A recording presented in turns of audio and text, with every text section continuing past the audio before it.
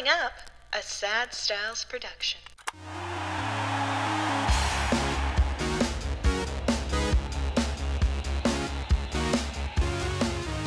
Hello and welcome. My name is Mikey Aaronworth, signing on to the Sign Off Frameworth podcast for yet another week.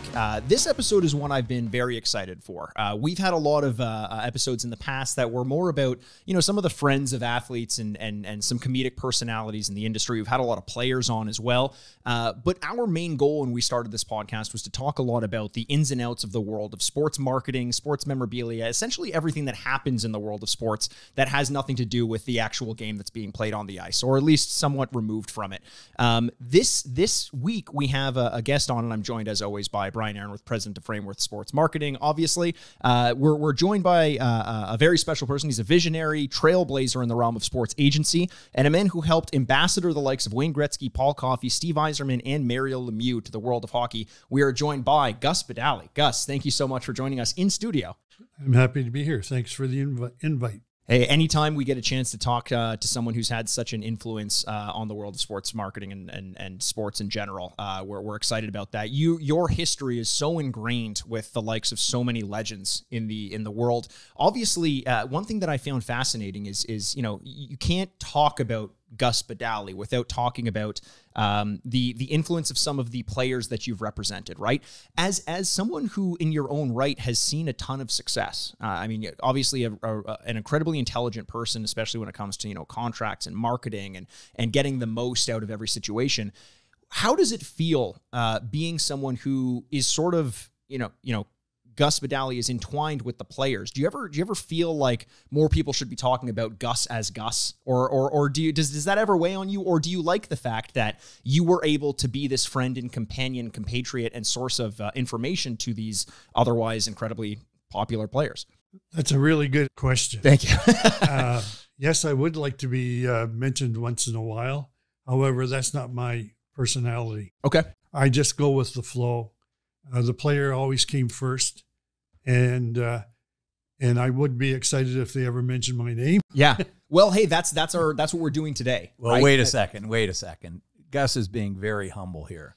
When I this goes back a number of years when Wayne was coming into the league and that.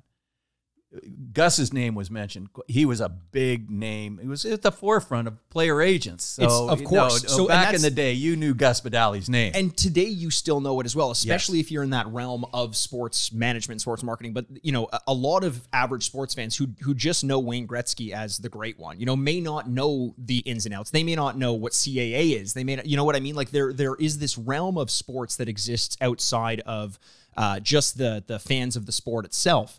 That people who are involved may not get as much credit. Like, here another example would be Pat Brisson, someone who is incredibly influential in the world, in the business of sports, and yet the average sports fan may not know who this person is. And that's more of what I'm talking about. But when you look up, like say you're Googling your name, Gus Badali, you come up in so many articles cited as a source of information or adding a bit of color to it. So in your own right, you are incredibly popular and influential. And that's kind of what I want to dig into here. We'll spend some time talking about what it was like to represent the players that you represented, but I'm more interested in you, your life, your career, and how you got started in this world. You played for the Toronto Marlboros for a season, and so it looked like there was a potential for you wanting to get into professional hockey. Was that the initial goal, and then you took a turn, or what happened there? Absolutely, that was my initial goal. I played and was lucky enough to make the Weston Dukes and Junior Bs. And playing with Bobby Pulford for a while and Harry Neal and Bobby Nevins. And I had played at St. Mike's for minor band and minor midget. Yeah. And I was so excited when I did make a mistake. I quit school too early. Okay. I was only 16, which was a mistake, but my dad had a service station business, which I went in with him. But I had the opportunity to still play sports, and I loved hockey. It was my first love, and I definitely wanted to be an NHL player. Amazing. And so playing for the Marlboros must have been quite a treat. I mean, that was the next step, right? At what point did you start thinking, maybe I have to consider an alternate approach? And was sports agency always the next option, or how did you fall into that? I fell into it from one person that I call was my fate. Was when I was playing with Weston Dukes, my coach was Buck Hooley. Okay. Who was with the Maple Leaf organization. And I didn't stay there a year and a half, and then was out of hockey when I was 20. Because you knew whether you were going to be an NHL prospect when you were 18 years of age in those days. And there were only 6 teams in the NHL. Right. So your chances were pretty slim. No, not so many seats at the table. Yeah. That's right. Well, anyways, to go past that, after I left hockey at the age of 20, I was back full-time in the service station business, and was at my service station one day, and this is 11 years after I'd quit hockey. Sure. And this car comes in, and we looked at each other, and this man says, I said, "Are you Buck Hooley?" He says, "Yeah." And he says, "Yeah, Gus." So you got the immediate recognition there. Yeah. Immediate recognition. And then during the conversation, he says, "I have a little car trouble." I said, "I'll bring my mechanic out here and look at it." And during the conversation, Buck says, "Oh, Gus, you playing any hockey? You doing any coaching?" I says, "No, I've just started playing pickup hockey recently, and I feel really good about it because I wasted 5 years when I quit from 20 to 25. Sure. Actually, I was at my peak, and I just thought I'm not going anywhere, so I just maybe just frustrated with the whole idea. Yeah. He was my coach. He gets in the car accidentally and says, "Well, we're looking for an assistant coach at Markham Waxers, who are the affiliate, the second team to the Marlies in playing out of George Bell." Well, I says, "Well, I'm playing some hockey, but I've never coached in my whole life." Sure. He says, "Well, where do you live?" I said, "Well, it just happens I live at Markham and Lawrence area." "Well, even though you don't have any coaching experience, Frank Pinell is looking for an assistant coach. Would you be interested?" I says, "Well, I really don't know." I said, "I'll ask my wife and and my partner in the service station whether I could take the time off to be a coach." Sure. So called him back, and I says, "Yeah, ask Frank Pinello, who I didn't know, and if the job's available, I'd like to try it out." So that's how I got into the world of the Marley organization and back into the hockey business. So does that, so clearly you must have made some sort of an impact. Otherwise, you're not going to be offered a coaching job sight unseen. But does Gus Badali, as we know him, exist without that chance interaction? Or was there no real chance you were going to get back into the world of hockey? There was no real chance I was going to get back into hockey. You talk about fortuitous. That was my next question. Absolutely. One of the themes of this show, and people ask how I did this or how the company came about or how you met Wayne Gretzky or Sidney Crosby. And I just say, if I had to write a book, the title would be Fortuitous. Everything that happened just like happenstance, but you're in the right place at the right time. There's no better example of that than that. A guy driving into your gas station. Yeah. Wow. I mean, that's so from the Waxers. Then you coached there a couple years. You've actually been cited in a few articles about talking about what it was like to going from the Waxers to becoming the man that you became. But from the Waxers, then was it that you were coming across so many prospects that you eventually decided I can represent these guys in a new way, or what was that next step? How did you take that? Well, the next step was Wayne Dillon, who was a close friend, and I did some coaching with him. Yeah, for him. It was the era when the WHA was really starting up, right? And Marty Howe and Mark Howe were playing for the Marlies. Wayne Dillon was the center of that team, and they won the Memorial Cup in Montreal. During that summer, the Howe boys were leaving the Marlies to go and play in Houston. With their dad, who decided to at 52 to start playing hockey again. Sure, why not? What else are you going to do, right? I got to know Gordy through the boys. Yeah, because I was with the Waxers, and I would be watching the Marley A's a ton, and got real friendly with George Armstrong, who was the head coach. And during a period of time, actually, they won the Memorial Cup in Montreal. I was with Gordie Howe and Colleen. We started talking about their youngest son, Murray Howe. And during the conversation, Gordy says, you know what, Gus, I think my son Murray wants to come up to Toronto to play. I said, well, why not? You know, I don't know how you go about it, but I'm sure you've got connections to get him into a team. So he says, yeah. He says, but you know what? Marty and Mark weren't happy with the billets that they were with. Okay. And he said, if my son Murray decides to come up to Toronto, would you be interested in billing him? And I don't know. I'll have to ask my wife. The common theme, yeah. The title of this episode is going to be Gus got asked my wife. He still was young, but 2 years later, Gordy saying, oh, Gus, Murray's going to play for the Seneca Nats, Junior Bs. Right. I said, oh, that's interesting. That's not far away from where I live. And it was close by. And I says, yeah, well, it still holds. He says, that'd be great. So through that situation, that's how I got to know Gordy and Colleen well. Sure. Well, with the boys, Marty and Mark, going to Houston, Wayne Dillon comes to me one day and he says, Gus, how come the Hal boys can go and play in the WHA and I can't? I said, well, those boys were American, or at least dual citizens. Sure. So the age is 20. You can't go and turn pro at the age of 18. Right. You have to be 20. Right. I said, well, I'll tell you what I'll do, Wayne. I got a friend, Buck Cooley, who's now the general manager of the Toronto Toros. Okay. And I will get it confirmed. That's a WHA team too, yeah, right? yeah. Yeah, the WHA Toronto Toros. So I phoned Buck Cooley, and Buck says, well, Gus, the reason is that they're 20 years old.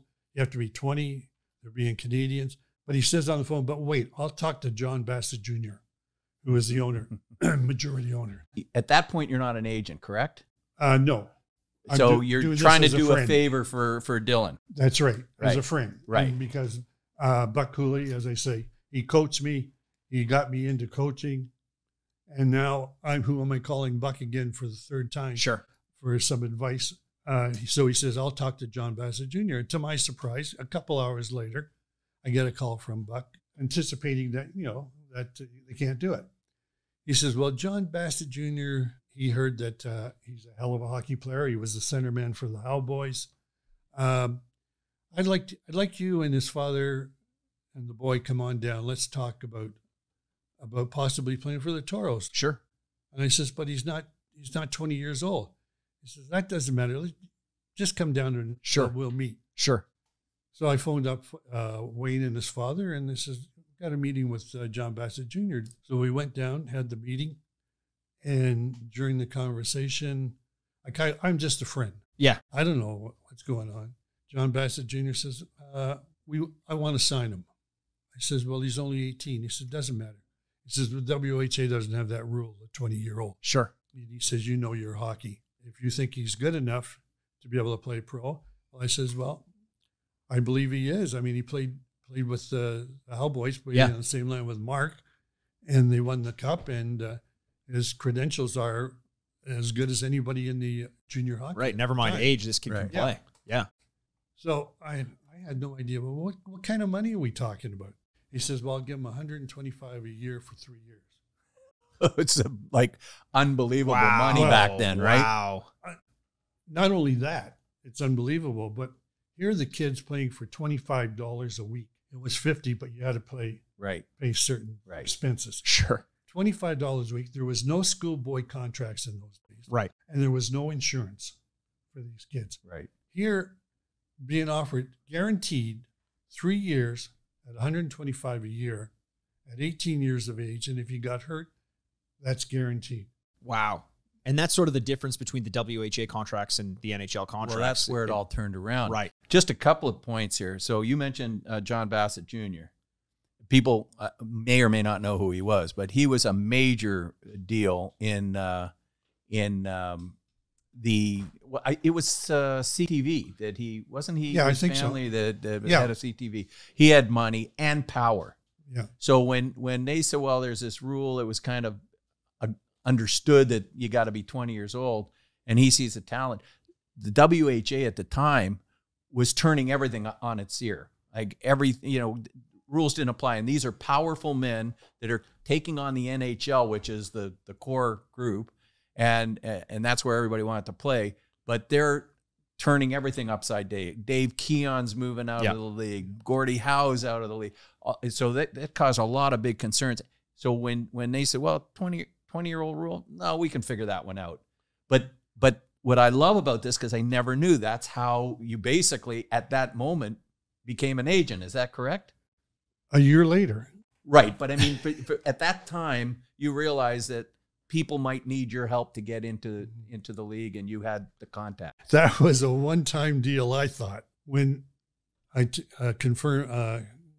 talked to John, and I said, this is great. And I says, but I have a concern. You say that you are going to sign him, and then all of a sudden you back out because you're getting pressure that you can't do this. Sure. And then his name has been put out, and he could be blackballed from playing junior hockey. Of course, he's taking a risk there, yeah.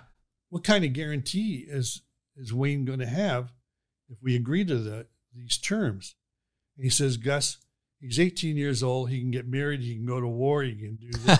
He says, so I guarantee you I've got lawyers that are good enough that the NHL or whoever cannot stop him from playing.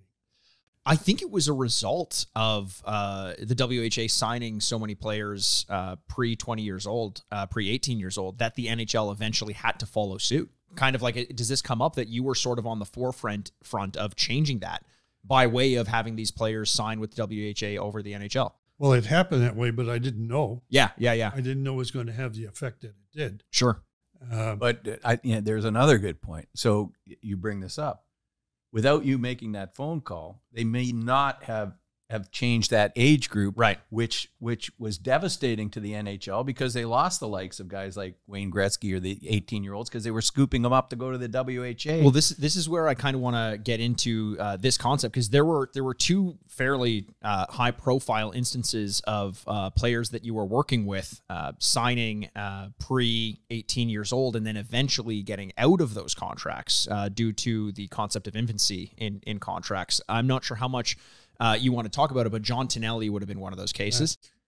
That was scary for me. I bet. I was being sued by Harold Ballard and all junior hockey for $2 million.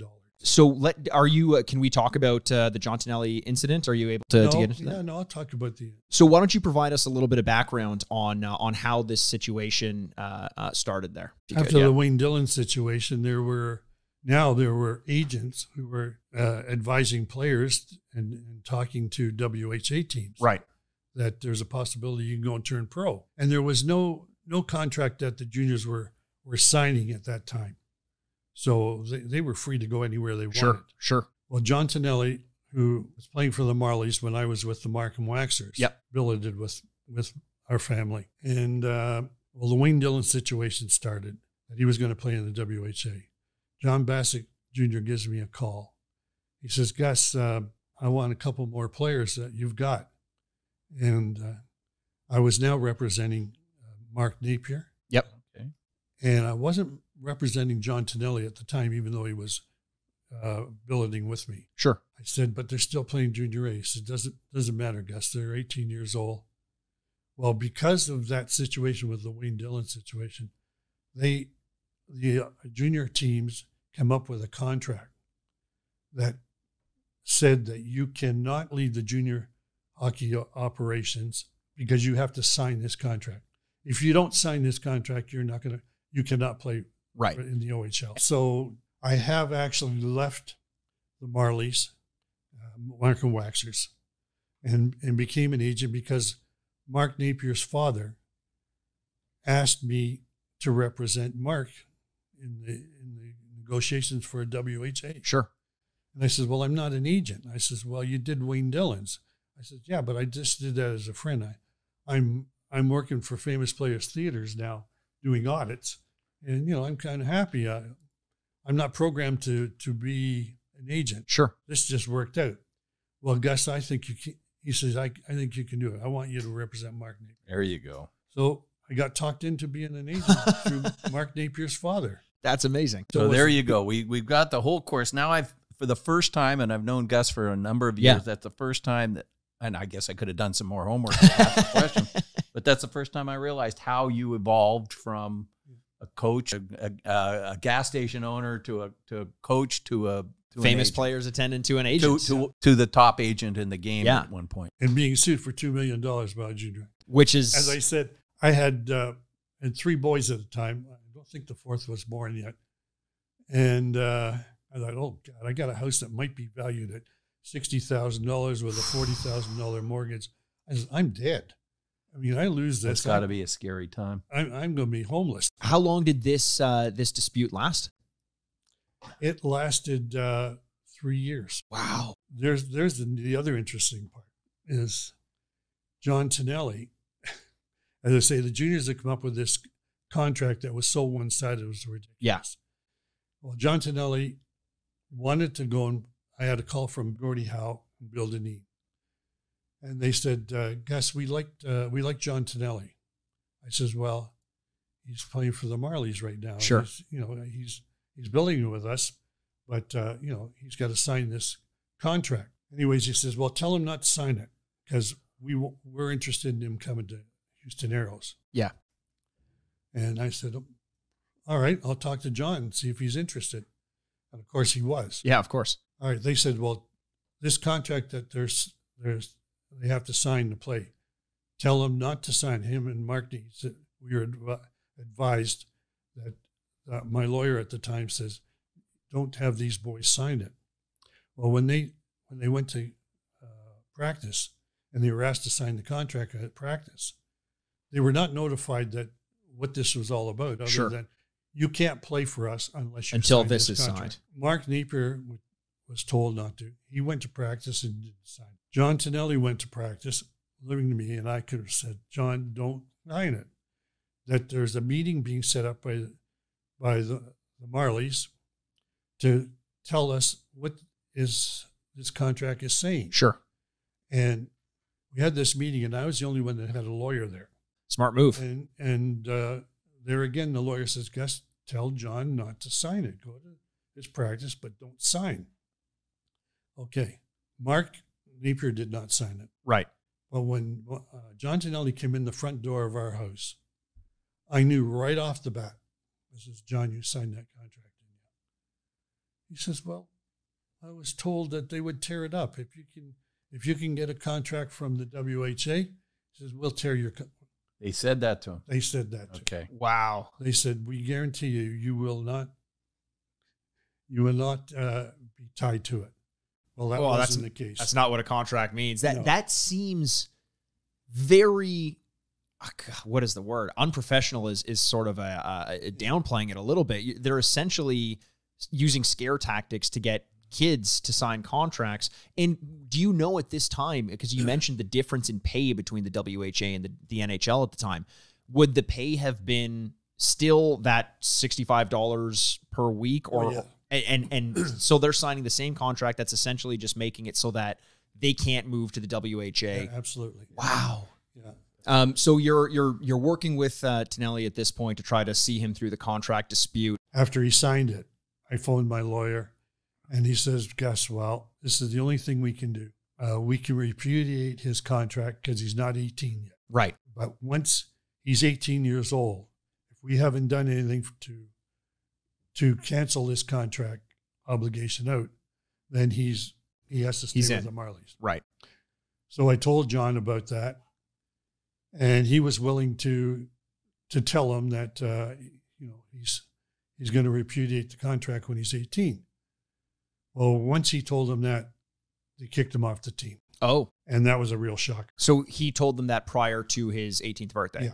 Now, all of a sudden, that conversation about if you end up signing a WHA contract, don't worry, we'll tear it up, out the window. They had a different understanding of what that contract meant. They said, if you want to stay with us, and we have a chance to win the Memorial Cup, you have to stay with us till the end. Right. When he phoned his parents said, "You've got to stay with the Marlies." And I says, "Well, you can listen to your parents. It's up to you, John. It's not my decision whether you want to." But Houston, and talking to Bill Deneen, he really, really wants you to play. And it's really ironic. I'll tell you the reason why. Gordie Howe and Bill Deneen were playing the Toronto Toros on a Sunday afternoon, and the Houston Aeros are going to play in Quebec. I said, Gus, we're going to watch John on the Sunday afternoon game. And Gordy and Bill were at my house. And ironically, John Tonelli comes walking in when Gordy and Bill are there. And that was a mistake because, John was, in shock to see Gordy Howe. Yeah, for sure. Of course. And Bill, didn't he? For sure. And he's playing the next day in the afternoon. Well, John played that game, and I watched the game. I've never seen anybody play like a deer in front of a headlight. Oh. He was. Because he knew he was being... He was so bad. He played so poorly. Oh, no. That's devastating. It was devastating. I felt so sorry for John. Yeah. That maybe if you hadn't seen Gordy and Bill. That he wouldn't have been in his own head as much. He wouldn't have been in his own head. Yeah. So John comes in after the game later that day. He says, geez, Gus, I'm sorry. He says, but I was so nervous. Oh, no. With Gordy and Bill, and he watched me. He says, oh, don't worry about it. It's not the end of the world. Bill calls me at 1:00 in the morning. And I says, oh, hi, Bill. How you doing? He says, oh, I'm doing good, Gus. I says, well, I'm afraid he was a little bit nervous out there. He says, well, you know what, Gus? I want to sign him. Oh. I think I was like dead silent. Thinking he was playing a prank, right? I said, Bill, you got to be kidding me. Yeah. What did you see out there? He says, I know I saw a nervous kid out there. He says, but I still saw potential. Great. I said, Bill, well, you're the greatest scout I've ever known. That's a great eye. I says, if you could have seen something positive out there, boy, I thought I was pretty good. But I says, I didn't see one thing that was positive. Well, I think it's important to note as well for people listening that the idea of a scout going to a game was so much more important at this point in time because there was a limited amount of tape and the internet didn't exist for you to just go find clips. Right. This may have been one of his few or limited experiences watching John play. Yeah, well, he hadn't seen him play. Right. Because he was the coach and GM of the Houston Aeros. But I was flabbergasted. He says, I want to sign him.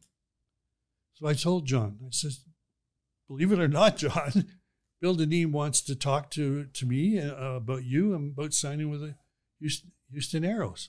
He says, well, let's sign. I says, but your parents don't want you to leave the Marlies. Sure. So, anyways, he went against his parents. And he was kicked off the team. So there wasn't anything we could do. He had to finish the season not playing. Could he join the team in Houston at that point? No. No, he couldn't do that. No. So he had to sit it out. Here's the thing, though. He's leaving to go play with Gordie Howe. And his kids on the team at that point? Mark and Marty? So you're like, how can you not want to take that and get $125,000 or whatever the number was? And told you're going to play on a line with Gordie, Mark, and you're going to be the left winger. Wow, oh, that's incredible. I mean, is it an element of the NHL just knowing that it had the name and was hoping that people would stick around just as a result of that? But I mean, in hindsight, more money, the chance to play with Gordie, and like it seems like a no-brainer. Yeah, and he was going to make $90,000 a year for 3 years. Wow. That's crazy. But then we were sued by the Marlies and all junior hockey. Now, Harold Ballard owned the Marlies at the time? And Stafford Smythe. Right. So those were two tough cookies. Right. They were trying to make an example out of it. They would do anything to intimidate. So we were sued, and it was 3 years before we went to court. John finished his 3-year contract. And then we were sued by all junior hockey and the Marlies. Wow. Now, after that 3-year period, though, how long did the WHA last? Was it towards the end of that lasted until about 79. This was 75. So it would have been. So within a year or two after that, they pulled it into the NHL, right? Yeah. And the court case went 9 days. And I'm crapping my pants. Wow. I'm going to be homeless with my kids. Sure. Well, there's no protection. You have no insurance against that or whatever. No, right. No. And after 9 days, I talked to the lawyer and I said, why is it taking 9 days? He says, that's just up to the judge. So I says, what are our chances? He says, Gus, you never know. He says, That's what you want to hear. That's from what, me. yeah, exactly. Just what I didn't want to hear. Yeah. Anyways, the verdict come out in John's favor. And I said, what was the reason we won it? Because the contract was so one-sided. Yeah. I'm not a lawyer, and I thought, well, contracts aren't supposed to be valid if they're totally one-sided. Right. Which this one was. And he says, we won it on the fact that we repeated the contract before he was 18. I said, well, why did it take 9 days to do that? I mean, I'm sweating bullets here. Wow. And after 9 days, the reason you said there was our chance. It was pretty black and white. Yeah, it's pretty black and white. Yeah. But it took 9 days. And he says, that was up to the judge. So John finished his 3-year contract. Yep. Went on directly to the Islanders after that. No, that's another good story. Oh, I want to hear this. Let's get into it. John and I have talked many times. We've done some business together. Great guy. Well, Bill Torrey, who is the general manager,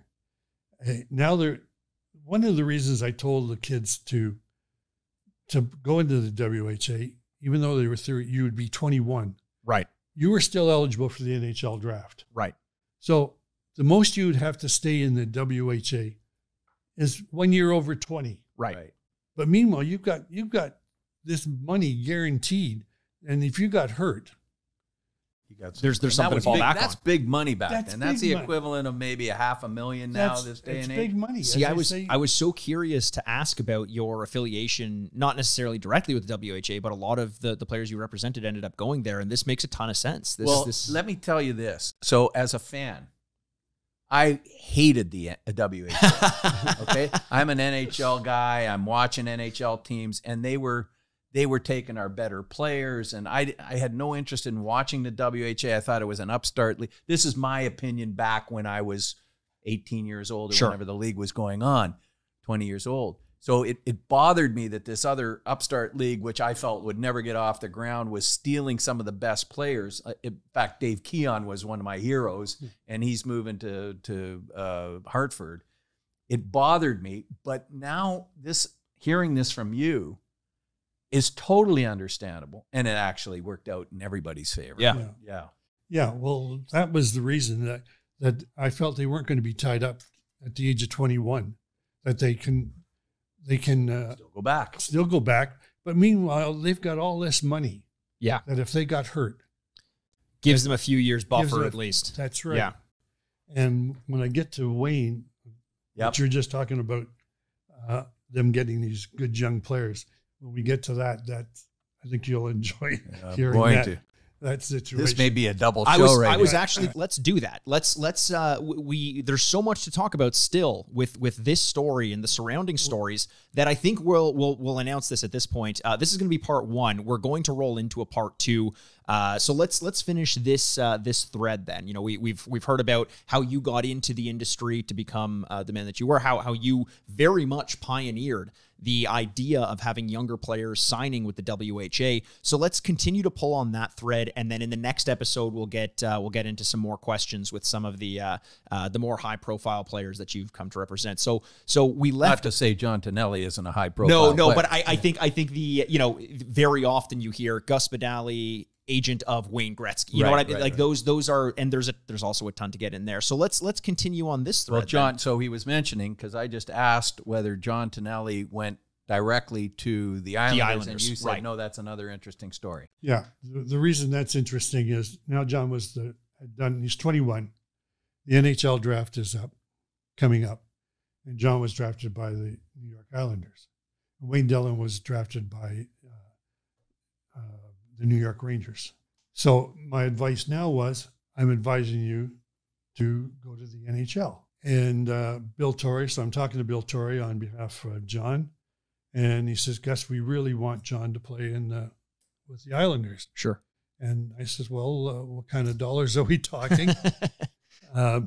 Because the Houston Aeros were losing money. Wow. They weren't going to be able to big contracts. They weren't going to be able to resign. A lot of franchises in the WHA at this time. I mean, we'll get into Indianapolis soon as well. You know what it kind of reminds me of is the onset of like Uber in the cab world, where it started off where it was like, why wouldn't I take Uber? It's easy, it's on my phone, and it's a quarter the price of of the taxi companies. You know, it's all about money. And then all of a sudden Uber realizes you can't stay afloat that way, just as the WHA is probably considering. There's a reason why those contracts were considered so outrageous, because you can't afford them viable. too much. Yeah, exactly. Yeah. So I'm talking to Bill, and we're talking dollars. I don't actually remember exactly what they were, but Connecticut, what was the name of it? Hartford Whalers wanted John Tonelli, and they called me. So I said they were going to offer me $25,000 more than what the Islanders. So you got a little leverage here. 1 o'clock in the morning again, I'm getting a phone call from Bill Torrey. Sure. He says, Gus, we really want John. He says, but we can't. I said, well, if you got another $25,000 to match Hartford Whalers, Gus, we don't have it. And the Islanders, and I believed him, because the Islanders were struggling for money at the time too. He says, Gus, I can't do it. I talked to John, and I said, we're $25,000 difference between Hartford and in the NHL with the New York Islanders. And this is per year, correct? The total amount of the contract. Oh, okay. The total amount was just $25,000. Oh, okay. Okay. Wow. Yeah, I was thinking per year. Okay. Yeah, no, that was a lot of money. Big time. You know, and the kid, that's even more money to him than it even was a lot to me. Right. Let alone, you know what I want, John? I advise it's time that you should play in the NHL. If they want you that bad, and I know there's $25,000 difference, I think it's worth taking less to play in the NHL. Right. So he says, Gus, if you say that's the route to go, then that's the route to go. Is there a reason why did you sort of pick up on the fact that a lot of these franchises in the WHA were failing, and that's why you wanted to jump over? Yeah, that was a major factor. Right. And get your relationships straight. Yeah. And build strong relationships. But that's good advice. That's great advice. Not every agent today is going to tell players to do that. And that's the difference. That was never a factor in mine. I was never consider myself what was good for me. It was always what was best for the player. Right. No matter what. And if they were getting in trouble, you just blame me. Right. At all times. Does this have anything to do with the fact that, I mean, your beginnings as an agent started with you just deciding to help a player with a contract, and you didn't get into it because you realized there was money in it. You got into it because you knew these kids needed help. Otherwise, the teams were going to take advantage of them. I was in over my head. I had to get a partner, which was a lawyer and an accountant. Right. Because you need that when you want to advise properly. All I knew was hockey. Yeah. Otherwise, we wouldn't have went to court. Yeah. For Tonelli if I didn't have a lawyer that was one of the partners. Now, how did Hartford react to the news? They were actually going to raise it, but I said, well, we committed to the. Yeah. And you know how, at this point, so he signed his first contract in 75. This would have been about 78. Did you know how long the term of these contracts were? Yeah. John Tonelli was so lucky we went that route, because he got 4 Stanley Cups. Right. Sure. 4 Stanley Cups with that decision. Well, he wasn't, when you say lucky, he is a key part. Then fortuitous, he made that decision, but he was a big part of that team. I know that. Yeah. And that was the dynasty right before Edmonton's, right? Yeah. So anyways. He developed like unbelievable. That's what Bill Dineen saw. Right. That I believed in Tonelli is a lot better than what I saw that day. Sure. Don't get me wrong. But that's because of what else you had seen. But I'm going on that basis. How could this one person visualize that? Yeah. I feel I can you can prospect pretty well with the best of them. With maybe 3 or 4 games. Sure. Or something like that, because, you change from one game to another. How much of it do you think, as someone who's trying to build the name of the WHA, how much of it had to do with just the fact that they were taking a good prospect away from the NHL? Was there an element of that, trying to say, we can get to your players because we're as powerful as you? Or was it all to do with that insight from watching that one game? What do you think? That's a tough question. In John Bassett's eyes, he wanted to be in the NHL. Yeah. And he wanted that opportunity by going with the WHA, that we can, he had more vision than anybody did in the NHL. the NHL didn't want any more teams. It was an old boys club. That's Yeah. Right. And John Bassett, even though his father was one of the Silver Seven, Right. He is a very wealthy family. He was blackballed. Yes. But he had so much more vision than any of those guys. Right. They didn't want him getting successful at all. But the difference is back in the day, the NHL, small group of people, 6 teams. Yep. 6 teams at the time, or did they expand? No, they would have expanded, I yeah, believe, they at this would. point. Yeah. It was an old boys club, and you did it. Everybody had to follow their rules, and they controlled everything. Yeah. So when the WHA came into play, that rocked the boat big time. And it gave those people that wanted to get into the inside club an opportunity to force their way in. Yeah. So They saw it as an opportunity to possibly force their way in. Yeah. 1967 was the original expansion draft. So this would have come after. Yeah. That's fascinating. So Tonelli sort of laid the groundwork for your relationship with the NHL and the WHA. Obviously, it didn't go away at this point in time. This was just one of the contract negotiations that happened, and you could see obviously the writing on the wall with the WHA, or maybe presuming that it was going a certain direction. But I think we're running a little bit low on time, and I think this is where we cut it off. I think let's go for a part 2 either next week or the week after, because we have tons of questions. Like, as we said, oftentimes you see your name, Gus Badali, agent of Wayne Gretzky, and we've hardly touched in that. And I know the story. Everyone knows the story of him starting. Getting close to it. We're getting close, and I think that's what we'll start off the next episode with. He'll be interested in the being upset with the WHA going after these young players. Sure. John Bassett's a major factor. Absolutely. In this again. And John Bassett, and another interesting character that I'm looking forward to talking about is Nelson Skalbania in the WHA as well. So I've got a ton of questions about him. Let's wrap this one up. Thanks again so much for tuning in and listening, Gus Badali. Once again, thank you so much for sharing your stories here. I can't wait to have you on the podcast again. You will hear that soon, so keep that in mind. Once again, for Brian Aaronworth, president of Frameworth, I'm Mikey Aaronworth, and this is us signing off. Well, you got me going. Well, ladies and gentlemen, we made it to the end of yet another episode. Thanks again so much for joining us. You can find videos of all of our episodes on YouTube by searching the Sign Off Podcast. You can also follow us on Twitter at Frameworth Sport or Instagram at Frameworth Sports. And hey, if you're not sick of me yet, you can find me on Twitter over at Retrograde Mikey, or you can always find me embarrassing myself over on Instagram at Aaronworth. The Sign Off is a proud product of Fadoo Productions and Sad Styles Productions. Executive producers Mikey Aaronworth and Andrew Bascom. Until next week, this is Mikey Aaronworth, signing off. Furnished by Sad Styles Productions. Get into it.